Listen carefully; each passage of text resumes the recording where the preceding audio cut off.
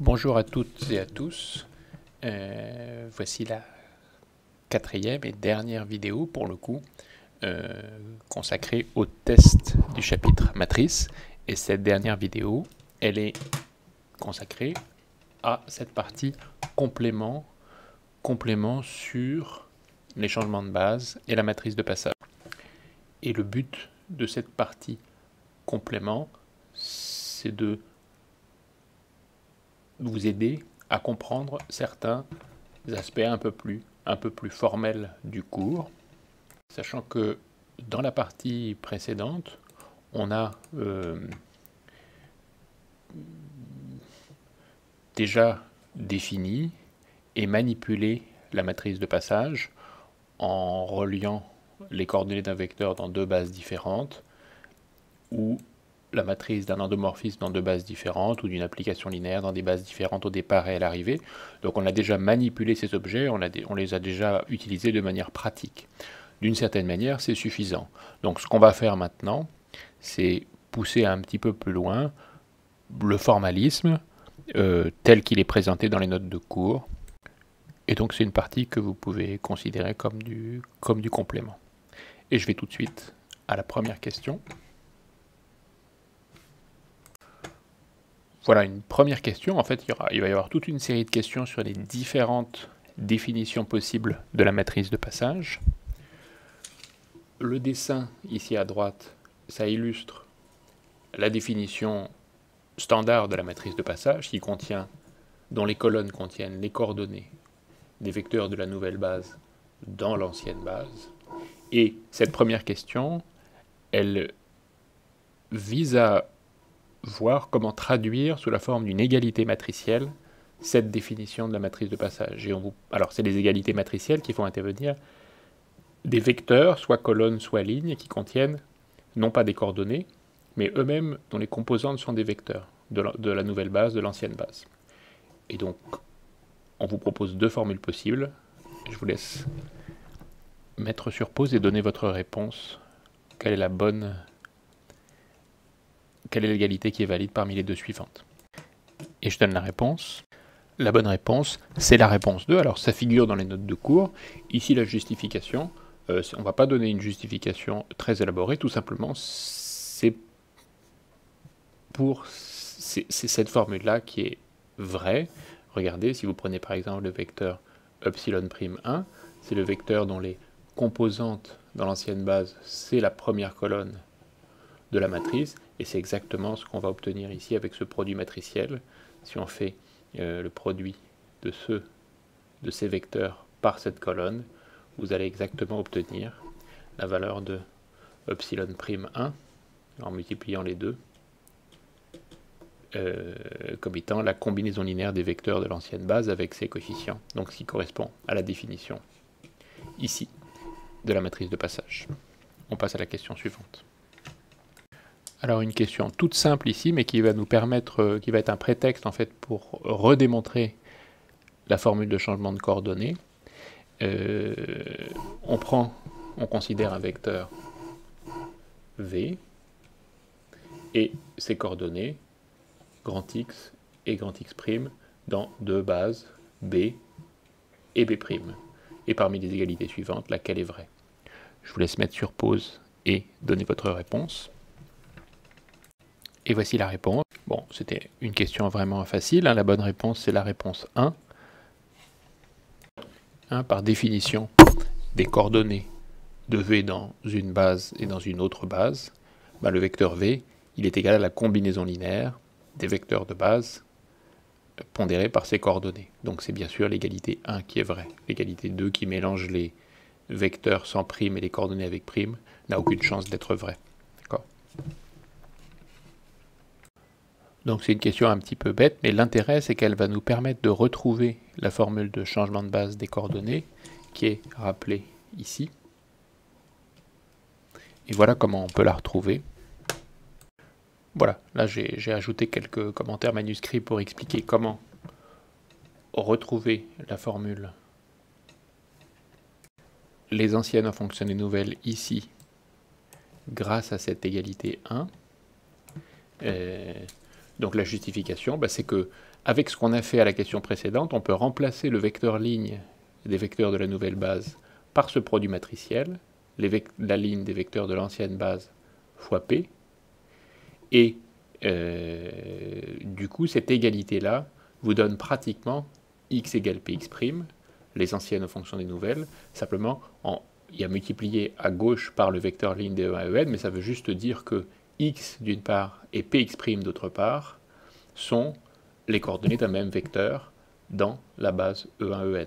Or, les coordonnées dans une base, c'est unique, donc ça veut dire que les coordonnées sont égales. D'accord ? Donc voilà, ça permet de retrouver cette formule-là. On passe à la question suivante.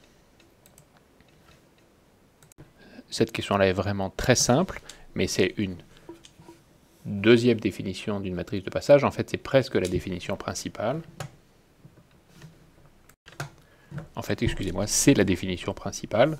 Donc, finalement, la question, ça n'est rien d'autre que de traduire ce qui est dessiné ici sur la figure, qui est la définition principale d'une matrice de passage, et on la définit comme la matrice d'une famille de vecteurs dans une base. Est-ce que c'est la matrice de la famille de vecteurs B' dans la base B, ou de la famille de vecteurs B dans la base B'? Je vous laisse mettre sur pause et donner votre réponse. Et voici la réponse. La réponse, c'est que c'est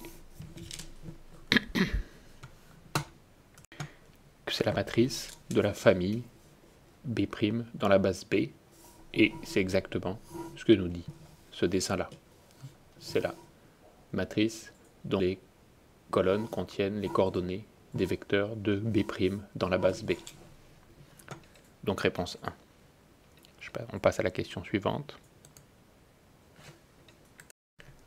Alors, ici, il est possible que le dessin vous fasse peur. Pourquoi est-ce que le dessin est un peu compliqué? C'est parce que ici, on considère un espace vectoriel abstrait, ou général, E, dans lequel on a deux bases, une ancienne base et une nouvelle base.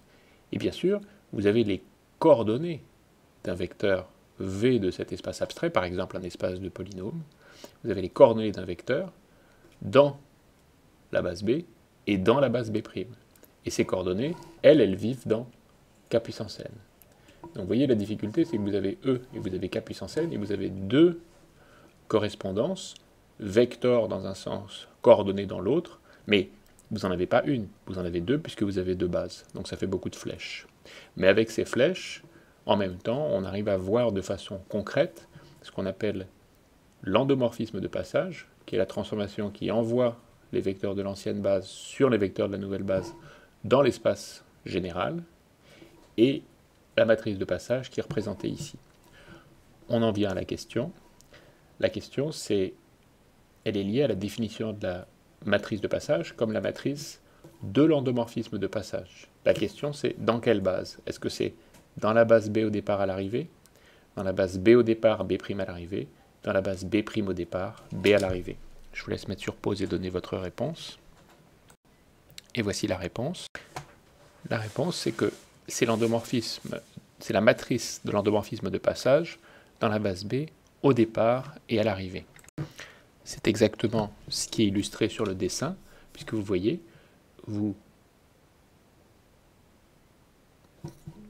cette flèche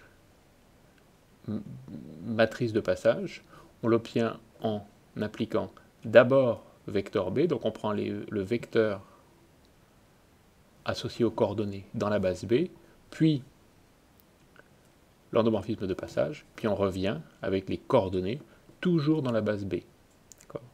Donc, la matrice de passage, c'est bien la matrice de l'endomorphisme de passage dans la base B au départ et à l'arrivée. On peut aussi le justifier avec la définition de la matrice de passage comme matrice d'une famille de vecteurs.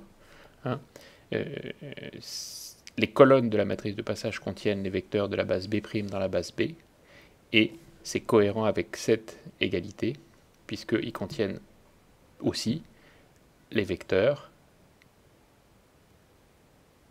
les coordonnées dans la base B, des vecteurs images par l'endomorphisme de passage, des vecteurs de la base B. Donc, la définition de la matrice de passage comme matrice d'une famille de vecteurs est cohérente avec cette égalité. On passe. Alors, il y a une remarque additionnelle, c'est que c'est aussi la matrice de passage en prenant la base B' au départ et à l'arrivée. Mais ça, c'était pas proposé dans les options, et c'est un commentaire qui est à la toute fin des notes de cours, et je ne vais pas essayer d'en dire davantage ici, même si l'explication figure ici, mais c'est vraiment là pour ceux qui veulent pousser beaucoup plus loin, donc je ne vais pas commenter plus ici. Et on passe à la question suivante. Et dans cette question-là, c'est un prétexte pour se familiariser avec une troisième définition de la matrice de passage, cette fois-ci comme la matrice de l'endomorphisme identité de E. Alors ça paraît un peu contradictoire parce qu'ici on voit que la matrice transforme des vecteurs, mais on va la voir comme la matrice de l'identité. La question c'est de savoir dans quelle base. Est-ce que c'est dans la base B au départ à l'arrivée, dans la base B au départ B' à l'arrivée, B' au départ B à l'arrivée, ou B' au départ et à l'arrivée. Vous pouvez raisonner à partir de ce schéma ou à partir de la définition de la matrice de passage comme matrice d'une famille de vecteurs. Je vous laisse mettre sur pause et donner votre réponse. Et voici la réponse. La bonne réponse, c'est la réponse 3. Alors, c'est sûr que ça ne pouvait pas être 1 et 2. Pourquoi ça ne pouvait pas être 1 et 2? Parce que si c'était la matrice de l'identité dans les mêmes bases au départ à l'arrivée, de l'endomorphisme identité, ce serait la matrice identité. Or, ce n'est pas la matrice identité, hein, a priori. Enfin, si B' est différent de B, ça ne l'est pas. Donc ça ne peut pas être ni la réponse 1 ni la réponse 2. Et vous voyez, la réponse 3 peut paraître un petit peu perverse, puisque c'est la nouvelle base au départ et l'ancienne base à l'arrivée. En fait, si vous prenez le temps d'y réfléchir, c'est comme ça que les choses sont. Puisque si vous prenez l'endomorphisme identité en prenant B' au départ, B à l'arrivée, donc cette matrice, elle contient en colonne les images par l'endomorphisme identité des vecteurs de la base au départ, donc des vecteurs de B', dans la base arrivée, dans la base B. Je répète, c'est la matrice qui contient les images par l'endomorphisme identité des vecteurs de la base B' au départ, donc leurs images c'est eux-mêmes, donc c'est les vecteurs de la base B' dans la base B à l'arrivée. Les vecteurs de la base B' dans la base B, c'est la matrice de passage, d'après la définition de la matrice de passage comme matrice d'une famille de vecteurs. Donc ça marche avec la réponse 3. Si vous faites la même réflexion avec la réponse 2, ça ne marchera pas. L'autre justification, c'est la définition formelle de la matrice d'un endomorphisme dans des bases. Cette égalité-là, c'est la définition formelle de la matrice d'une application linéaire dans des bases différentes au départ et à l'arrivée, qui peuvent être égales mais qui peuvent être différentes. Donc cette égalité-là, avec les applications coord et vector, coord B et vector B', c'est exactement la définition du cours de la matrice d'une application linéaire. D'accord ? Or, si vous composez ces trois transformations et que vous regardez, si vous les lisez sur le diagramme, ça veut dire que vous faites d'abord vecteur B', donc vous partez du vecteur, disons, epsilon 1, vous appliquez vecteur B', vous arrivez à E'1. Ensuite, vous appliquez l'identité, vous ne changez rien. Et ensuite, vous appliquez coordonnée B, vous arrivez à epsilon'1. C'est exactement la matrice de passage. Donc voilà une deuxième justification qui se lie sur le schéma, en lien avec la définition formelle de la matrice d'une application linéaire. Cette définition formelle de la matrice d'une application linéaire, je répète, c'est cohérent. C'est vous partez de coordonnées, vous appliquez vecteur dans la base au départ, donc vous transformez les coordonnées en vecteurs de l'espace de départ, vous appliquez la transformation linéaire, vous arrivez dans l'espace d'arrivée et vous prenez les coordonnées dans la base à l'arrivée. Et ça vous donne une transformation des coordonnées. D'accord ? Voilà. Donc et c'est cette transformation qui définit la matrice. Voilà, c'est cette flèche-là, définition formelle de la matrice d'une application linéaire. On passe à la question suivante.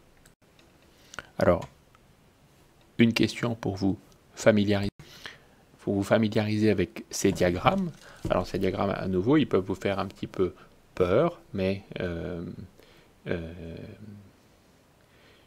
but de la question, justement, c'est d'essayer de les appréhender. Alors c'est le même diagramme à gauche et à droite, hein, sauf qu'à gauche, on a dessiné les relations entre espaces, et à droite, on a dessiné, on a représenté les transformations des objets de ces espaces, d'accord, avec la flèche avec une barre, hein, maps to. Ok, et la question, c'est sur le diagramme de gauche, quelle est la transformation associée à cette flèche-là, parmi les 4 options possibles. Je vous laisse mettre sur pause et donner votre réponse. Et voici la réponse. Et la justification, alors, bon, comme il y a plein de définitions possibles pour ces endomorphismes et ces matrices de passage, il y aurait peut-être plusieurs justifications possibles, mais la justification pour coller le plus au dessin, c'est la suivante.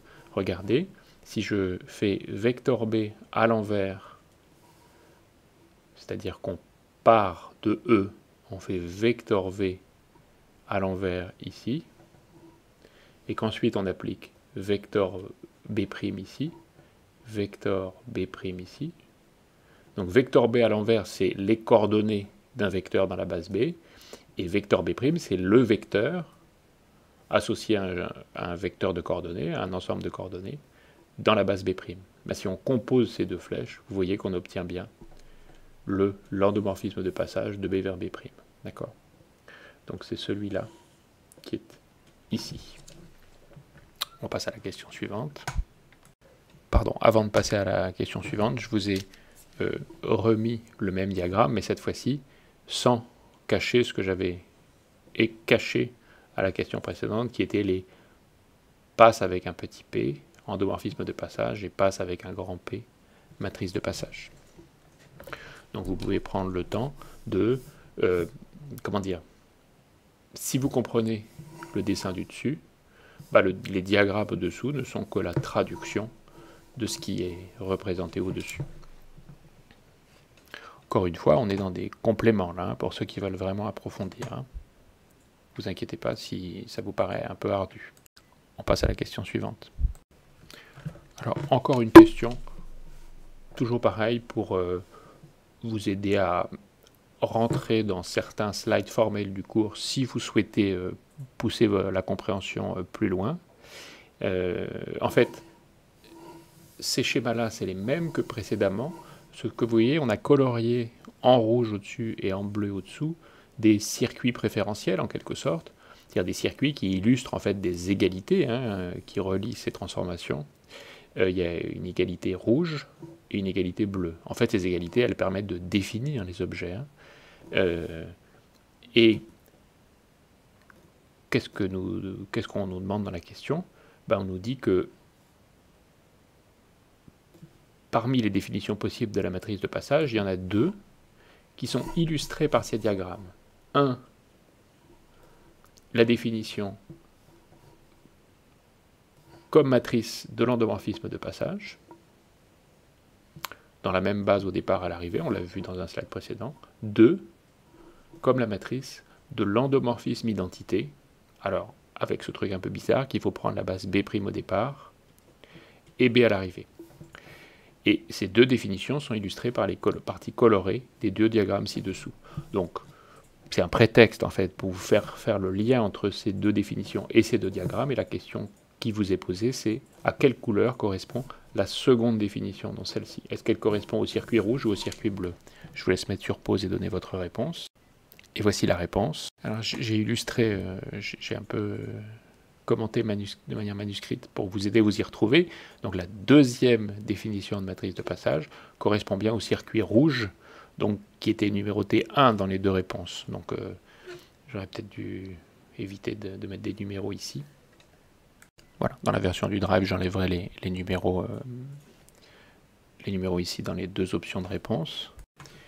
Et pour justifier que 2, la définition 2, c'est bien le circuit rouge, eh ben, la matrice de l'endomorphisme identité dans les bases B' au départ et B à l'arrivée, si vous regardez la définition formelle de la matrice d'un endomorphisme, ça consiste bien à partir d'un vecteur, à prendre les coordonnées à partir de coordonnées, à prendre le vecteur correspondant dans la base au départ, donc c'est bien cette flèche-là, puis à appliquer l'endomorphisme identité, qui ne fait rien,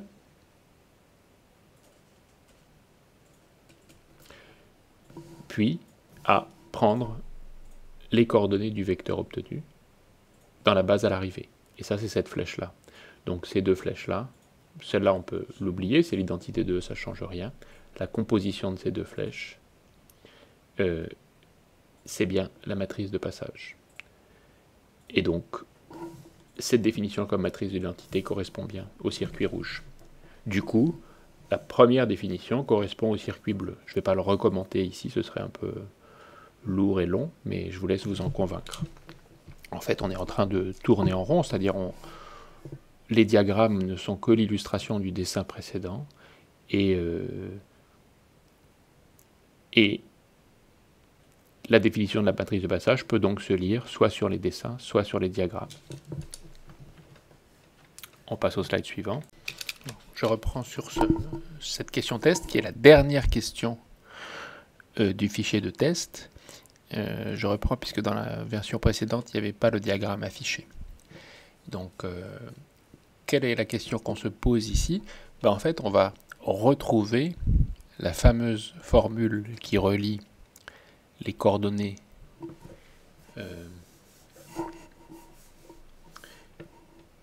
x et x' d'un vecteur dans deux bases b et b', toujours la fameuse formule, on va la retrouver à l'aide du circuit rouge du slide précédent. Donc on a reproduit ici le circuit rouge du slide précédent et on demande à l'examen de ce circuit rouge laquelle des deux formules est la bonne. Alors la formule, à ce stade, vous la connaissez sûrement, donc vous pouvez répondre d'après la formule. Essayez de réfléchir d'après le diagramme pour voir la cohérence entre la formule juste et le diagramme. Je vous laisse mettre sur pause et donner votre réponse. Et voici la réponse. Donc la bonne réponse, c'est x égale px', les anciennes en fonction des nouvelles. Et vous voyez, pour la justifier, pour la retrouver, il suffit de traduire ce diagramme, qui au départ est un diagramme entre espaces, de traduire ce qui signifie au niveau des éléments, des correspondances entre les éléments de cet espace.